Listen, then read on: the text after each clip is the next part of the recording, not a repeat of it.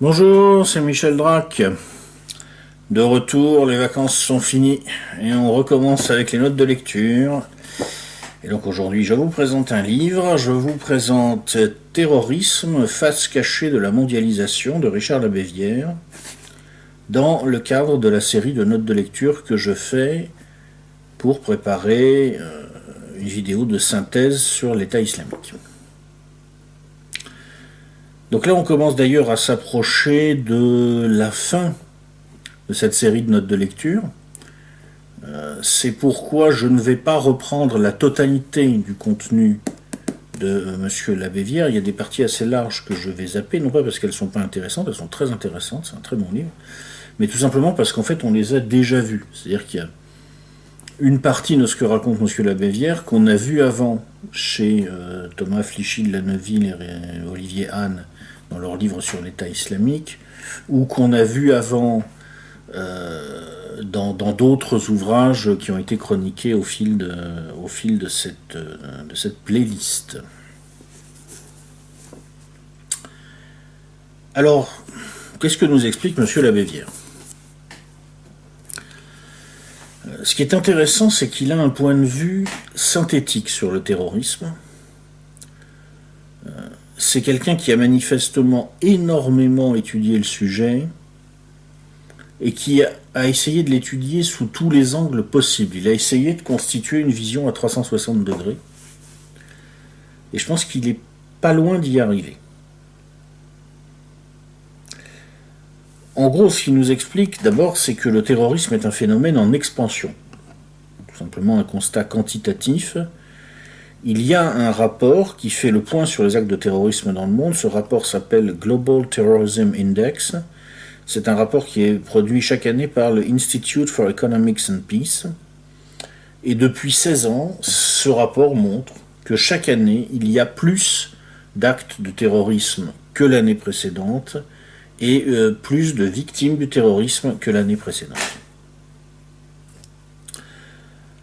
Ensuite, le terrorisme, nous rappelle M. Labévière, n'est pas un ennemi. C'est-à-dire que c'est vrai qu'il y a un problème de terrorisme, mais ça n'a aucun sens de déclarer, comme George Bush, War on Terror. La guerre au terrorisme, ça ne veut rien dire du tout, parce que le terrorisme n'est pas un ennemi, c'est pas un acteur géostratégique, c'est un mode opératoire. Et, nous dit M. Labévière, ce mode opératoire, en pratique, est constitué comme un flux. À certains moments, ce flux coule vite, à d'autres plus lentement. En ce moment, il coule de plus en plus vite. C'est un flux. Ce flux est produit par un certain nombre de phénomènes situés en amont, et les phénomènes les plus structurants ne sont pas nécessairement les plus visibles pour les acteurs externes.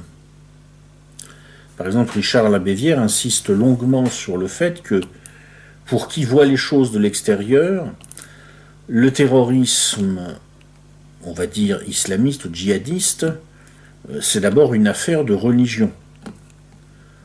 Mais quand on y regarde de plus près, on s'aperçoit que il y a dans les réseaux terroristes une grande plasticité vénale, pour reprendre les termes de M. Labévière, plasticité vénale qui évoque plutôt les mercenariats sans vocation religieuse précise. Et très souvent, ce qui structure ces réseaux, ce qui concrètement les amène à fonctionner d'une certaine façon et pas d'une autre, nous dit M. Labévière, c'est l'argent. Ce sont les financements du terrorisme qui permettent sans doute le mieux d'en définir la cartographie. Alors à partir de là, c'est la première conclusion du travail de Richard Labévière. Ne refaisons pas l'erreur de George Bush. Comprenons que le phénomène auquel nous avons affaire n'est pas un ennemi, mais un mode opératoire, que c'est un flux qui peut changer, qui peut se recomposer en permanence, et en particulier que derrière un phénomène auquel nous donnons un nom, l'État islamique, il peut y avoir en réalité plusieurs phénomènes qui se donnent à nous, en quelque sorte à travers la même zone de contact, mais qui en profondeur sont très différents. Et en particulier, Richard Limbévière insiste sur le fait que la France est effectivement en guerre à l'étranger, dans le cadre d'affrontements géopolitiques, mais que le terrorisme local, qui peut naître éventuellement chez nous, ne renvoie pas forcément en réalité à ces affrontements géopolitiques. Parfois oui, mais parfois non. Et sur notre sol, d'une manière générale, nous devons considérer que les terroristes qui agissent chez nous sont en réalité des criminels, à qui souvent l'islam sert de prétexte commode.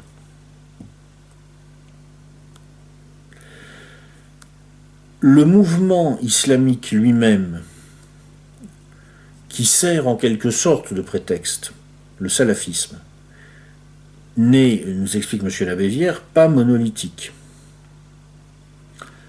Il y a une opposition entre un salafisme prédicatif et quiétiste, qui n'est pas violent, et un salafisme djihadiste, généralement takfiriste. Djihadiste, ça veut dire qu'on va faire la guerre pour propager ce qu'on estime être la, entre guillemets, bonne version de l'islam. Et takfiriste, ça veut dire qu'on se donne le droit d'exclure de la communauté des croyants les gens dont on estime qu'ils n'ont pas la bonne version de l'islam.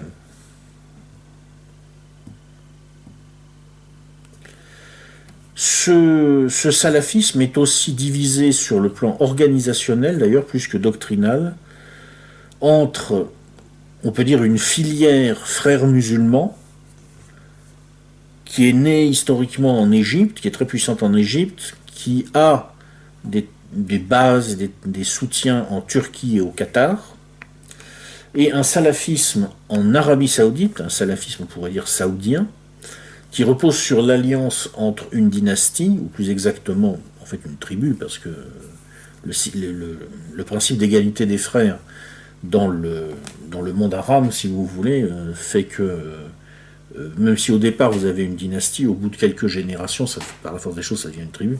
Donc une tribu, on va dire que la tribu des Saouds, en fait, il y a une alliance entre cette tribu et le clergé wahhabite, qui est un problème distinct, qui fonde potentiellement une organisation distincte de celle des frères musulmans. Bon. Cette complexité est encore accrue, donc, par le fait que ces différents phénomènes dont on vient de parler, qui sont propres à la dynamique endogène du terrorisme islamique, diversité entre la criminalité locale et les enjeux géopolitiques, diversité entre donc des acteurs qui pensent les enjeux locaux, et souvent, en fait, Richard Labévière le montre très bien, largement dans des termes criminels. C'est-à-dire qu'il ne faut pas croire qu'il y a une différence si grande que ça entre la logique de Daesh cherchant à marquer un territoire sanctuaire dans le nord de l'Irak et l'est de la Syrie, et la logique des cartels mexicains qui contestent à l'État mexicain le monopole de la violence légitime sur certaines parties du territoire mexicain. Labévière fait des parallèles sur les effectifs en jeu, les tactiques, le nombre de victimes liées aux différents phénomènes, et il montre que finalement, bon, la différence, c'est qu'évidemment, il n'y a pas la dimension idéologique qui rend Daesh beaucoup plus dangereux qu'un cartel mexicain, mais bon, il y a quand même des points communs. Bon, et donc il y a toute cette complexité entre ces acteurs géopolitiques locaux et globaux, entre ces salafistes, alors on va mettre de côté déjà les salafistes piétistes, qui en fait ne sont pas vraiment concernés en fait, par le problème, et puis à l'intérieur des salafistes djihadistes et takfiristes, entre les frères musulmans, qui ont certaines stratégies, certains points de vue, qui peuvent être à certains endroits en guerre, à d'autres endroits en paix, et puis une alliance du clergé wahhabite et des Saouds, qui eux aussi ont certaines stratégies, certains points de vue, et qui peuvent être à d'autres endroits en guerre et à d'autres endroits en paix. Il y a toute cette complexité, et encore donc cette complexité endogène se combine avec une complexité exogène.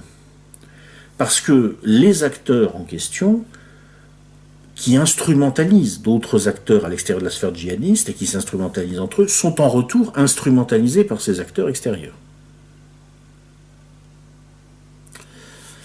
Et là, le livre de Richard Labévire devient vraiment très intéressant, c'est quand il rentre dans toute l'histoire de ces instrumentalisations. Il nous fait remonter dans la préhistoire d'Al-Qaïda et dans la préhistoire de Daesh, et il remonte ensuite jusqu'au moment où l'État islamique a été fondé et où il s'est déployé en Irak. Alors là, dans cette note de lecture, je ne vais pas parler de cette deuxième partie où on est dans l'État islamique post-2004, au moment où unicité et djihad commencent vraiment à s'installer en Irak. Je vais en parler un peu, mais pas beaucoup, et je ne parlerai pas du tout de l'État islamique proprement dit post-2011, parce qu'en fait, c'est des choses qu'on a déjà vues, en particulier chez Thomas Flichy de la Neuville et Olivier Hahn, donc c'est pas la peine de les répéter, mais je vais vous dire quand même rapidement ce qu'explique M. Labévière sur la préhistoire d'Al-Qaïda et la préhistoire de l'État islamique. Là, c'est très intéressant. M. Labévire nous explique que Al-Qaïda n'est pas une organisation, à proprement parler. En fait, c'est une nébuleuse. Il compare Al-Qaïda à un herbier dans lequel on classerait les djihadistes. Ça fait une base de données.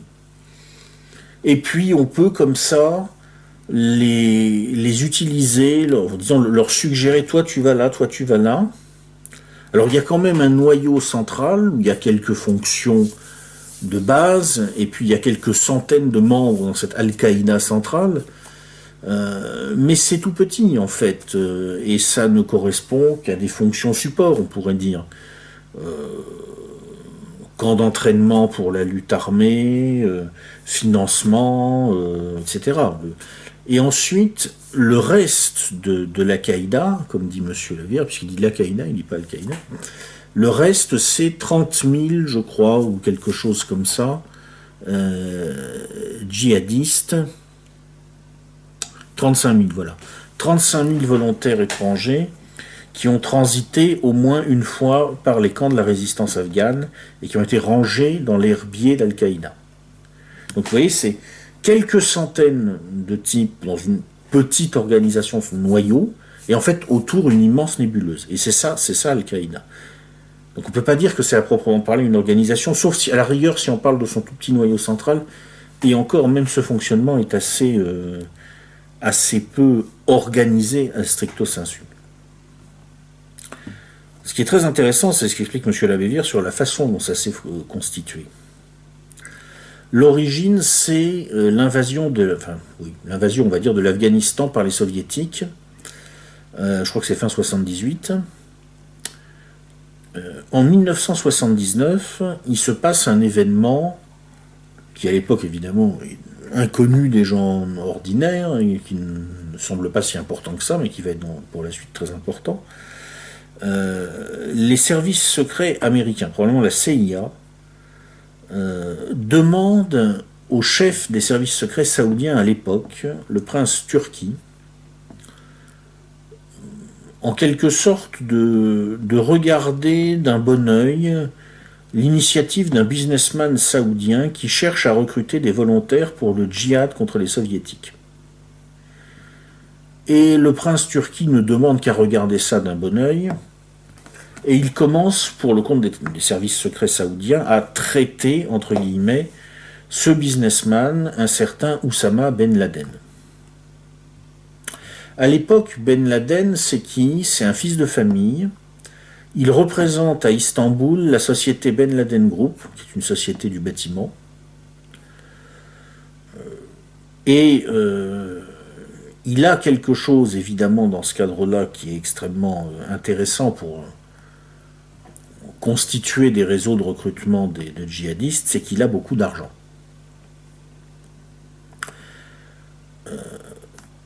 C'est une époque où c'est un peu compliqué pour les services saoudiens de travailler avec ces milieux djihadistes en devenir, parce qu'en fait, dans les années 80, Riyad a plutôt tendance à couper les ponts avec les frères musulmans.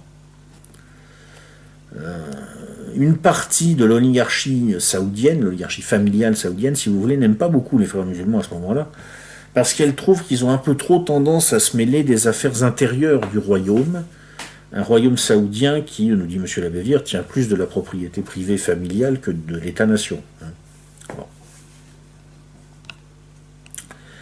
Alors, voici donc notre prince Turki qui, discrètement, sans que ça se voit trop, travaille avec notre Oussama Ben Laden pour constituer quand même des réseaux de djihadistes dans lesquels il y a beaucoup de gens aussi qui viennent de la mouvance des frères musulmans.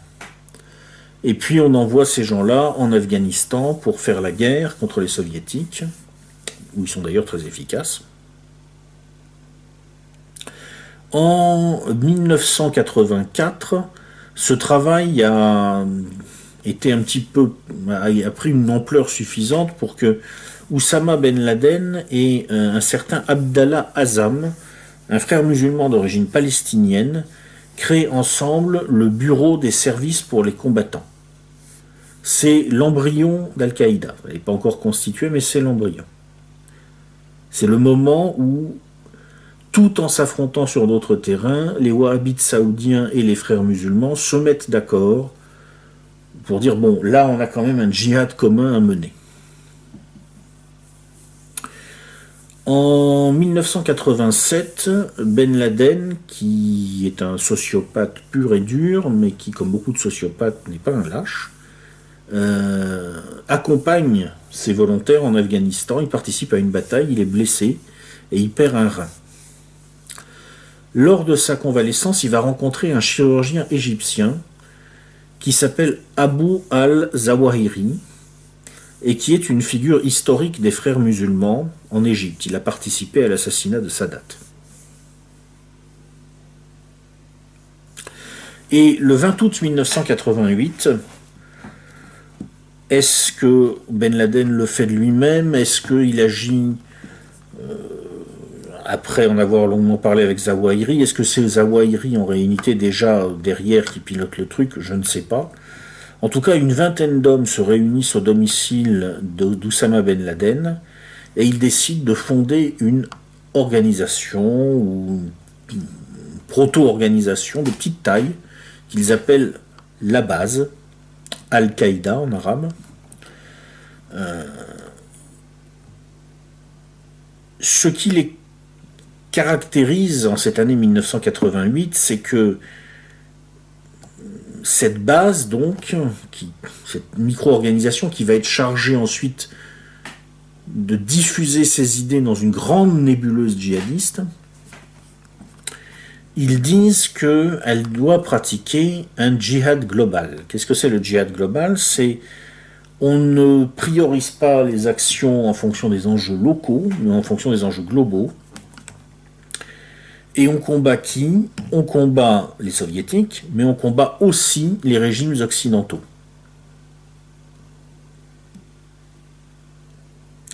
Alors il est intéressant de noter que Abdallah Azzam, le cofondateur avec Ben Laden du Bureau des services pour les combattants, s'oppose à cette ligne. Et il est intéressant que visiblement ça ne va pas lui réussir puisque l'année d'après il est assassiné dans des conditions non éclaircies. Qu'est-ce qu'il faut en déduire? Je ne sais pas. Personne ne le sait exactement. En tout cas, dès ce moment-là, le mouvement djihadiste commence visiblement à être traversé par des tensions assez fortes entre ceux qui veulent privilégier les djihads locaux. Le sujet principal, c'est la lutte contre les, entre guillemets, régimes apostats au Proche-Moyen-Orient, et ceux qui veulent un djihad global.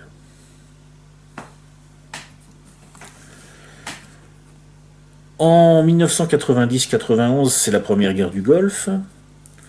Saddam Hussein envahit le Koweït, et à ce moment-là, les Saoudiens sont devant un choix assez difficile. Est-ce qu'ils vont se défendre par eux-mêmes en face de Saddam, qui après tout peut très bien décider que tant qu'il y est, il va continuer, hein, ou est-ce qu'ils vont faire appel aux Américains? Ben Laden propose au roi Fahd de mettre à son service Al-Qaïda, et le roi d'Arabie Saoudite refuse et fait appel aux Américains. À partir de là, Ben Laden va considérer que la monarchie saoudienne, en quelque sorte, s'est mise au service, en fait, des Américains, qu'elle a accepté qu'on profane le sol saoudien, que les Saoudiens ont eux-mêmes désigné comme étant un sol sacré, comme une sorte de pays mosquée. Alors, quelles sont les raisons, les réseaux d'influence qui sont derrière cette rhétorique que va développer Ben Laden, ça on ne peut pas savoir. En tout cas, en 92, il part pour Khartoum. En 94, il est déchu de sa nationalité saoudienne. Et officiellement, entre lui et la monarchie saoudienne, le torchon brûle. Et ils n'ont plus de lien. Officiellement, parce que, d'après Richard Labévière, en fait, en sous-main, le prince turki continue à traiter, entre guillemets, Oussama Ben Laden. C'est-à-dire que les services secrets saoudiens continuent à avoir des liens avec Al-Qaïda.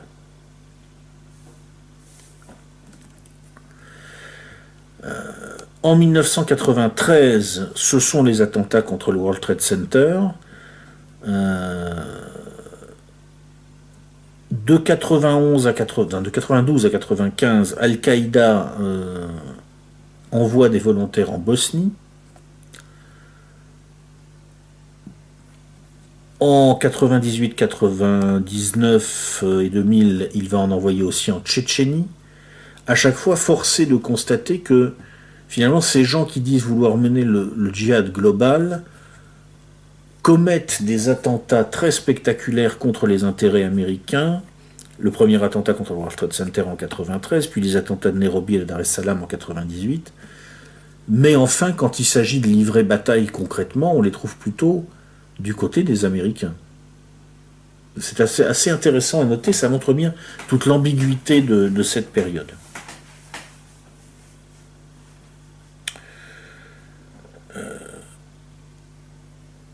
Ensuite, il semble que la rupture entre finalement l'alliance américano-saoudienne d'un côté et Ben Laden et Zawahiri, c'est-à-dire Al-Qaïda de l'autre, qui est peut-être une rupture largement théâtrale dans les années 90, comme je viens de vous l'expliquer, devient en quelque sorte plus réelle. Parce que en 2000-2001, il y a plusieurs tentatives de négociation entre les Américains et les talibans.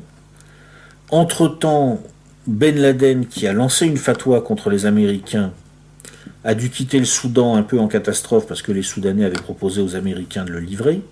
Apparemment, les Américains n'en ont pas voulu, ça aussi, ça pose un certain nombre de questions. Il s'est retrouvé en Afghanistan, au moment donc où ça se passe pas bien du tout entre les talibans et Ben Laden. Le 12 juillet 2001, il se passe un événement tout à fait étonnant. À l'hôpital américain de Dubaï, il y a un monsieur Hassan Al-Talal qui vient se faire hospitaliser pour une dialyse parce qu'il y a des problèmes de reins. En fait, ce monsieur Hassan Al-Talal, c'est ni plus ni moins que Ben Laden, qui est accompagné de Al-Zawahiri. C'est-à-dire qu'on a le numéro 1 et le numéro 2 d'Al-Qaïda, qui commettent des attentats contre les États-Unis à ce moment-là, qui viennent se faire soigner sous un faux nom dans un hôpital américain. Alors vous allez me dire, mais les Américains n'étaient pas au courant. Et ils étaient tellement pas au courant que, du coup, le représentant local de la CIA à Dubaï, un monsieur Larry Mitchell, est allé voir Ben Laden pour discuter avec lui. Alors il faut voir que ça fait des années que le FBI demande à la Maison Blanche de, comment dire, carte blanche pour aller chercher Ben Laden par la peau du cou, et que ça fait des années que la Maison Blanche dit non, non, non, non, pas tant que ça, vos collègues de la CIA ont d'autres objectifs, d'autres agendas à gérer, non, vous y touchez pas. Et il va carrément se faire soigner à Dubaï dans un hôpital américain où il rencontre un représentant de la CIA. Ça laisse rêveur. Bon. Toujours est-il que, semble-t-il, la rencontre ne se passe pas bien. Et le 15 juillet, donc 3 jours plus tard, Larry Mitchell quitte précipitamment Dubaï. On ne sait pas exactement pourquoi. Visiblement, à ce moment-là, il y a dû y avoir vraiment de l'eau dans le gaz. Et ce qui jusque-là était une vraie fausse rupture théâtralisée a eu tendance à devenir une vraie rupture. Puis on a les attentats, évidemment, du 11 septembre 2001, où on a un avion à Washington, un avion de ligne qui fait une manœuvre impossible pour un avion de ligne, puis qui va percuter un building en faisant un trou dans la façade du building moins large que son envergure et sans laisser de traces sur la pelouse devant. No comment, hein, je veux dire, bon. Et on a les événements qu'on sait à New York avec quand même 3000 morts à la clé, c'est pas rien.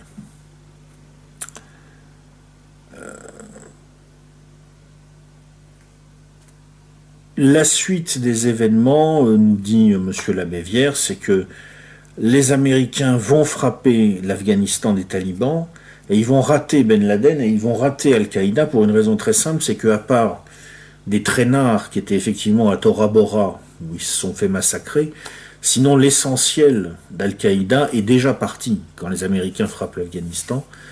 Ils se sont planqués dans les zones tribales du Pakistan, ils se sont planqués dans la métropole de Karachi.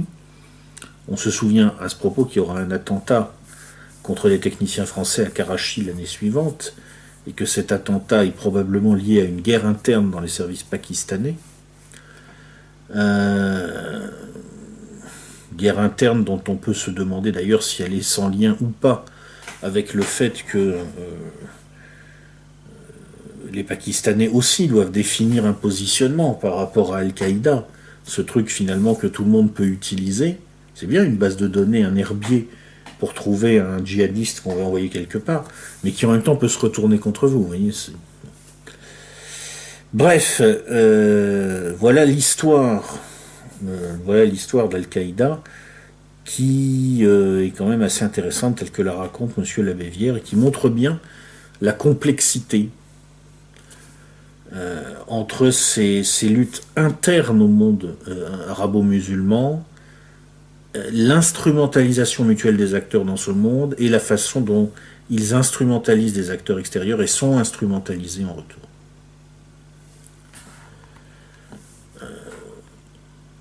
S'agissant maintenant de Daesh, alors Richard Labévière nous dit qu'il y a une différence entre Daesh et Al-Qaïda en termes de structure. C'est-à-dire que Al-Qaïda est une fausse organisation, ou plutôt c'est une petite organisation animant une grande nébuleuse. Daesh est plus difficile à définir parce qu'en fait c'est un phénomène hybride.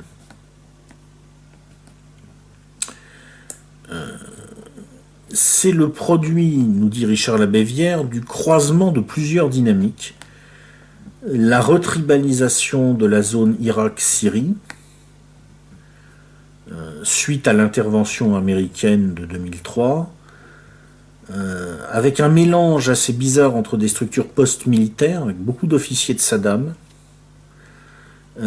et des structures tribales sunnites, et la nébuleuse terroriste internationale. Et tout ça s'est mélangé pour fabriquer Daesh, et facteur de complexité additionnel, sans vraiment qu'on puisse parler de pilotage à distance, Daesh a fait émerger des espèces de petites pousses par contamination dans un certain nombre de pays du monde, dont la France, où en fait ce qui s'est passé probablement, c'est que vous avez là une sorte de terrorisme délinquant qui est né. Il faut voir que comme Thomas Flichy de la Neuville et Olivier Anne, Richard Labévière insiste beaucoup sur le fait qu'il y a une grande différence entre Al-Qaïda et Daesh en termes d'origine, de classe des chefs. Al-Qaïda, au niveau des chefs, ce sont des enfants de l'élite des pays du Proche et Moyen-Orient. Al-Zawahiri est un chirurgien, Ben Laden est un fils de famille, tous ces gens-là, c'est l'élite de ces pays-là. C'est pas du tout le cas pour Daesh, où ce sont des anciens, en partie en tout cas au niveau des cadres, ce sont des anciens criminels, des anciens délinquants, et ça fait que c'est une organisation qui fonctionne vraiment à la manière des organisations criminelles, c'est-à-dire de façon darwinienne, avec une très grande capacité d'adaptation, sans plan préconçu et en profitant des opportunités. Et donc ça, c'est un truc qui peut assez facilement s'interfacer avec les milieux criminels en France, dans les milieux criminels, disons, issus du monde musulman et qui se trouvent en France, parce que effectivement, c'est le mode de fonctionnement de ces milieux. D'où, nous dit Monsieur Labévière,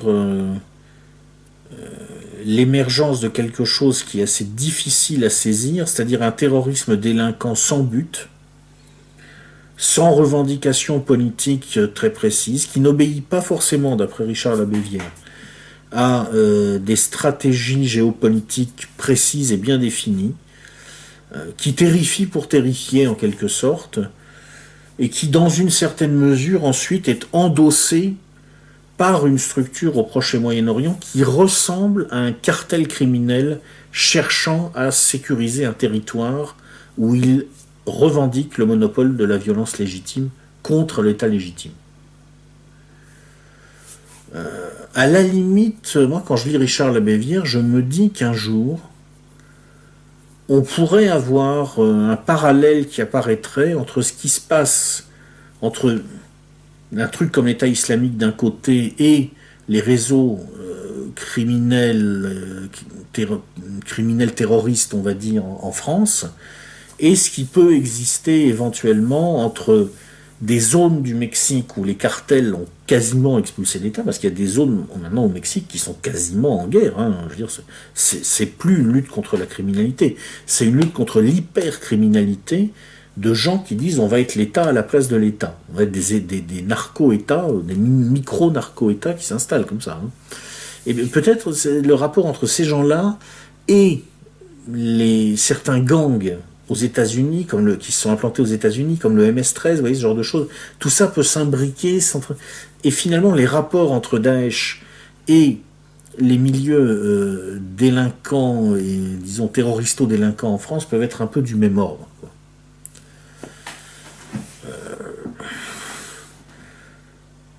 Le problème, nous explique Richard Labévière, c'est qu'à partir de là, et ça c'est vraiment le problème majeur, ça veut dire que s'il y a une certaine capacité des milieux criminels à se djihadiser, en même temps qu'il y a une certaine capacité des milieux djihadistes à se criminaliser, ça veut dire que deux dynamiques contemporaines, très dangereuses, l'hypercriminalité et le djihadisme, peuvent se combiner pour fabriquer quelque chose qui sera extrêmement difficile à détruire, puisque en gros, si on le frappe, ça va s'éparpiller et bourgeonner.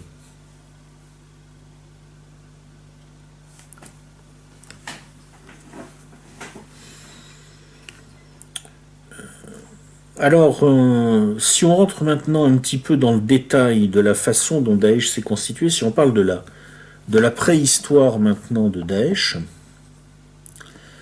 ce que nous explique M. Labévière, d'abord, il s'attarde longuement sur le parcours du fondateur, non pas de l'État islamique, parce qu'à l'époque ça ne s'appelait pas encore vraiment l'État islamique, mais du groupe Unicité et Djihad, dont on a vu précédemment avec Thomas Flichy de la Neuville et Olivier Hahn, comment il avait donné naissance ensuite à l'État islamique. Et donc Richard Labévière s'attarde longuement sur le parcours du fondateur d'Unicité et Djihad, Monsieur Al-Zarqawi. Donc Al-Zarqawi, ça veut dire qu'il est originaire d'une ville en Jordanie qui s'appelle Zarqa. C'est quelqu'un qui vient d'une tribu de Bédouins qui est à cheval entre la Jordanie, l'Irak et la Syrie. Et donc, comme je vous disais, c'est pas l'élite de ces pays-là, c'est un ancien délinquant. Il a combattu en Afghanistan. En 1992, il est arrêté en Jordanie et en prison, il apprend le Coran par cœur et il renie son passé criminel. Il y a probablement chez des gens comme Zarqawi une véritable dimension, si vous voulez, religieuse. Alors c'est une religion, à mon avis, extrêmement basse en termes d'exigence éthique. C'est une religion, je dirais, d'autodéfense individuelle et collective en face d'une société contre laquelle on combat. C'est sans doute une religion très frustre, mais je pense que c'est vraiment une religion. C'est-à-dire que quand je dis que, à mon avis, ce que montre bien Richard Lavévière, c'est que l'islam sert dans certains cas de paravent à des activités en fait qui sont à la convergence entre le terrorisme aveugle et l'hypercriminalité, je ne veux pas dire par là que les gens qui se livrent à ces activités mentent quand ils disent qu'ils sont musulmans. Je veux dire par là qu'à mon avis, ils se mentent à eux-mêmes. Largement. En tout cas, quoi qu'il en soit, et sans prétendre faire la psychanalyse de M. Al-Zarqawi, quoique ça serait un beau sujet, la psychanalyse d'Al-Zarqawi, mais bon, on va pas la faire. Ce monsieur Al-Zarqawi donc rencontre Ben Laden pour la première fois en 2000. Le courant passe très mal. Il passe très mal d'abord sans doute parce qu'il y a une différence de classe sociale importante, mais il passe très mal aussi parce que Zarqawi refuse radicalement de se rallier au djihad global d'Oussama Ben Laden. Lui pense d'abord aux enjeux régionaux. Si j'ai bien compris, il a très envie de se faire la peau du roi de Jordanie, et tant qu'on y est aussi des chiites irakiens, et puis tant qu'on y est aussi de Bachar el-Assad, il n'est pas content. Ce bédouin qui vit à cheval sur 3 pays, il est content dans aucun de ces 3 pays, et lui, il veut régler ses comptes là-bas d'abord. Il fuit l'Afghanistan en novembre 2001 avec les autres djihadistes qui laissent les Afghans se débrouiller avec la coalition américaine. Alors il transite par l'Iran. Ça c'est assez curieux étant donné que c'est un anti-chiite frénétique, mais il transite par l'Iran. Je ne peux pas expliquer pourquoi. Peut-être tout simplement à l'époque il est pas. C'était un tout petit poisson à l'époque, donc les Iraniens l'ont peut-être tout simplement laissé passer parce qu'ils ne l'ont pas vu. Et il s'installe avec sa bande, parce qu'il a une petite bande avec lui, il s'installe au Kurdistan. Alors là c'est intéressant parce qu'à l'époque le Kurdistan, cette zone du Kurdistan a échappé au contrôle de Saddam. Elle est sous contrôle d'opposants à Saddam qui sont armés par les USA, et à tout point de vue, cette espèce de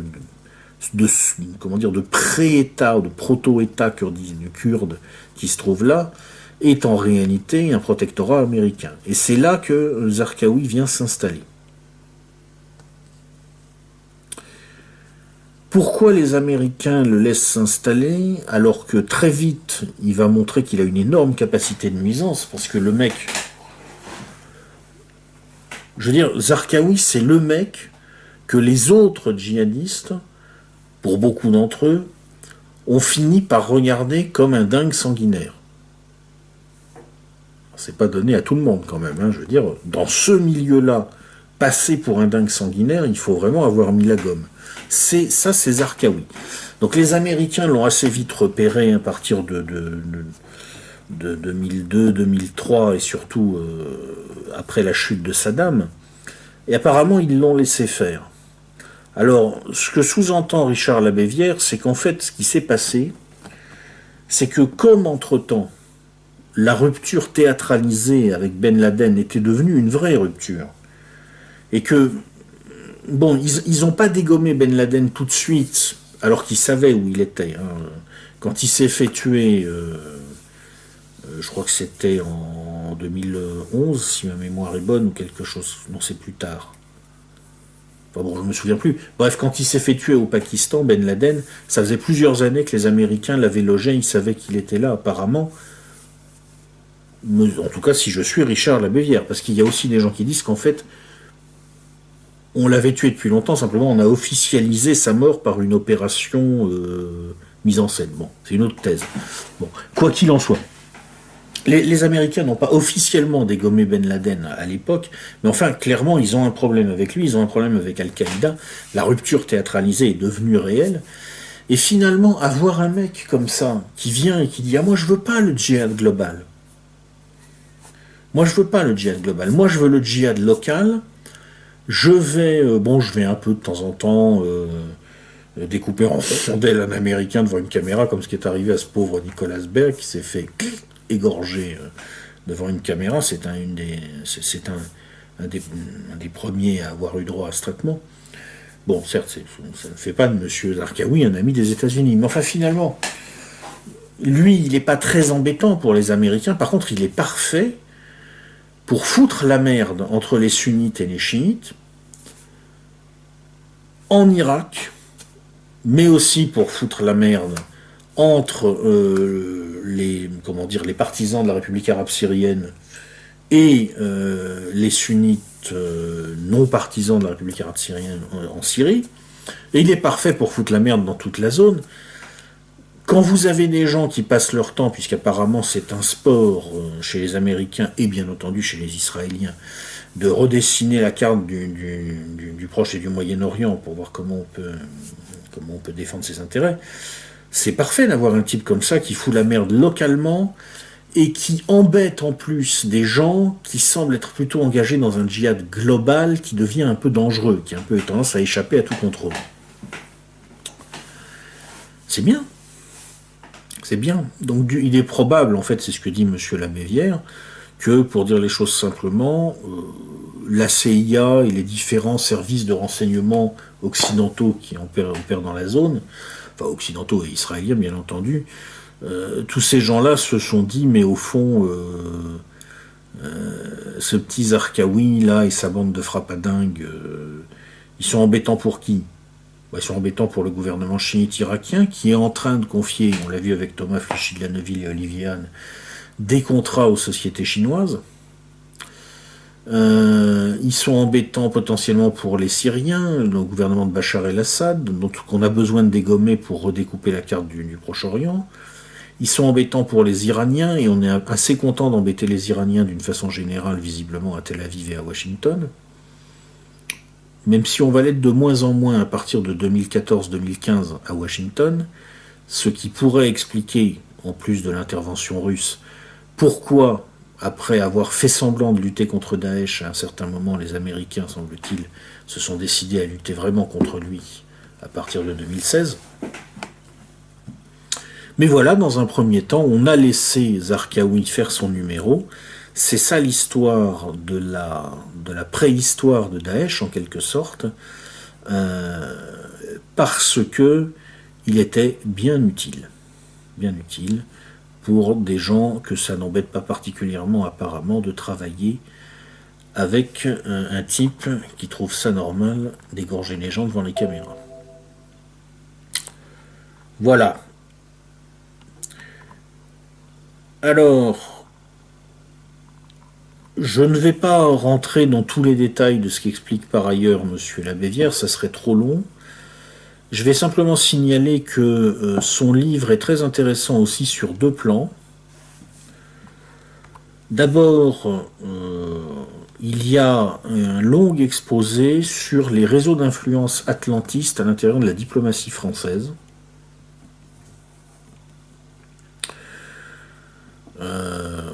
Monsieur Labévière nous donne les noms, nous explique le fonctionnement. En fait, ce qui s'est passé, c'est que Sarkozy, en 2007, a installé une cellule diplomatique de l'Élysée avec un monsieur qui s'appelait Jean-David Lévite, qui a travaillé en profondeur pendant que Kouchner, lui, faisait plutôt de la com sur le devant de la scène. Et qu'est-ce qui a été fabriqué à ce moment-là? C'est un réseau d'influence qui est connu à l'intérieur du Quai d'Orsay par un sobriquet, on appelle ça la meute. C'est le nom que les diplomates de carrière donnent à ce réseau d'influence. C'est un réseau d'influence qui regroupe en fait des grands ambassadeurs, des conseillers, et ces gens-là ont comme point commun d'avoir tous servi au moins une fois à Londres, à Washington, à Tel Aviv ou à Bruxelles OTAN. Euh, Pas mal de gens là-dedans aussi qui, quand ils quittent la carrière diplomatique, se retrouvent par exemple patron de la branche française de Citigroup, comme un monsieur François Bujon de Lestan, ancien ambassadeur de France aux USA, ou un monsieur Gérard... non, attendez. Monsieur Jean-Pierre Jouyet, voilà, monsieur Jean-Pierre Jouyet, qui d'après monsieur Labévière devient donc en 2005 président de Barclays France, peu de temps après avoir dirigé le Trésor. C'est intéressant aussi. Voilà, et donc Richard Labévière nous décortique un peu ces réseaux d'influence qui expliquent pourquoi en fait on a très vite après la tentative de proclamation d'indépendance diplomatique de Villepin en 2003, euh, une diplomatie française qui d'abord, devant les mesures de rétorsion américaines, est un peu réalignée, recentrée par Chirac, et puis qui ensuite, avec Sarkozy, bascule dans l'atlantisme et qui est verrouillée de l'intérieur par des réseaux atlantistes. Donc ça, c'est assez intéressant. Et puis, ce qui est intéressant aussi chez Monsieur Labévière, c'est que il nous dit ce que, à son avis, il faudrait faire pour lutter sérieusement contre le terrorisme. Alors, ça c'est pas mal parce que on n'a pas énormément de gens qui proposent des solutions. Et Monsieur Labévière, lui, propose des solutions. Donc je vais vous les donner.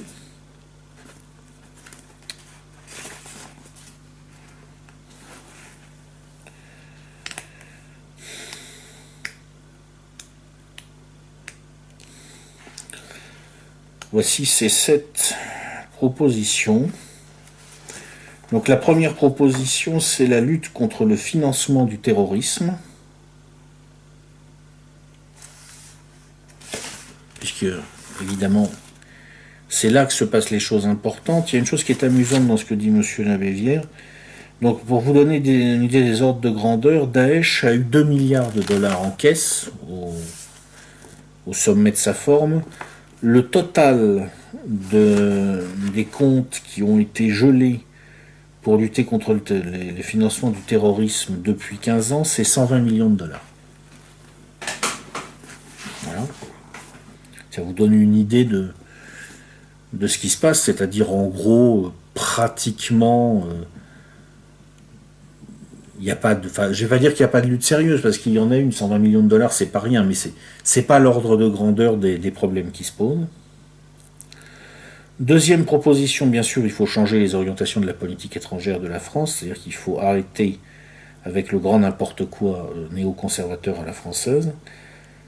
Troisième proposition, à défaut de pouvoir à nouveau sortir de l'OTAN, ce qui n'est pas forcément la meilleure solution, essayer de peser à l'intérieur dans le sens de la raison, pour en faire une organisation qui stabilise et non pas qui déstabilise. Quatrième proposition, avoir une loi cadre sur le renseignement. Il y a un exposé assez long de M. Labévière à propos des dysfonctionnements qui ont été observés en particulier autour de l'affaire Mera. Vous savez qu'il y a pas mal de gens, dont par exemple Jean-Michel Vernochet, dont j'ai chroniqué un livre récemment, qui ont dit en gros, mais comment c'est possible, quoi. Enfin, je veux dire, le type a un parcours, Mohamed Merah, on est un petit peu interloqué. Bon, ça ressemble quand même à... Disons que c'est bizarre, quoi. Alors, d'après Richard Labévière, en tout cas, c'est pas forcément la preuve d'une barbouzerie.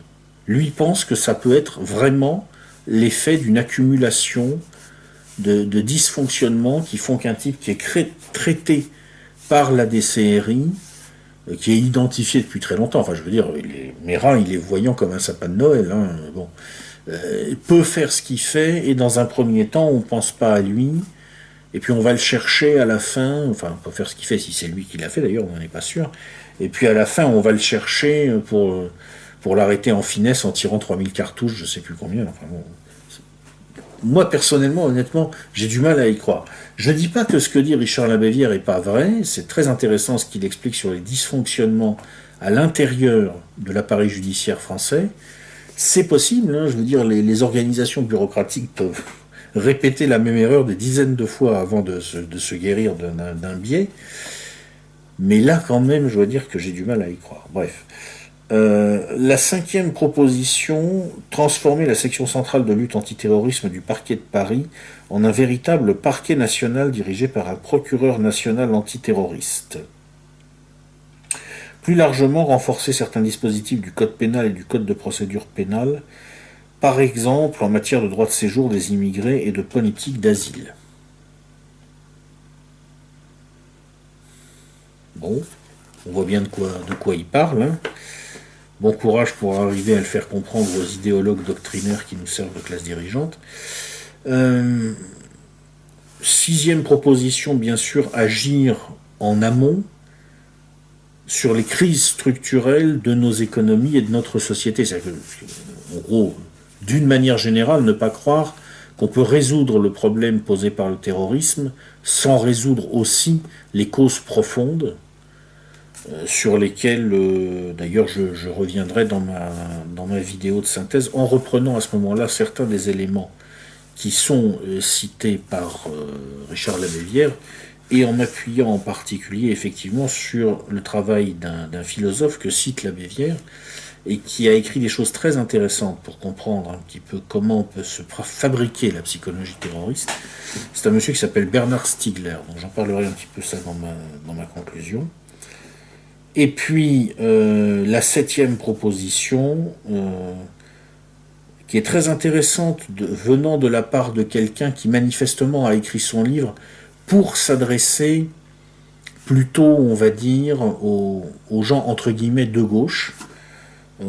Il leur dit refaire de la politique en travaillant à une redéfinition radicale de la souveraineté nationale.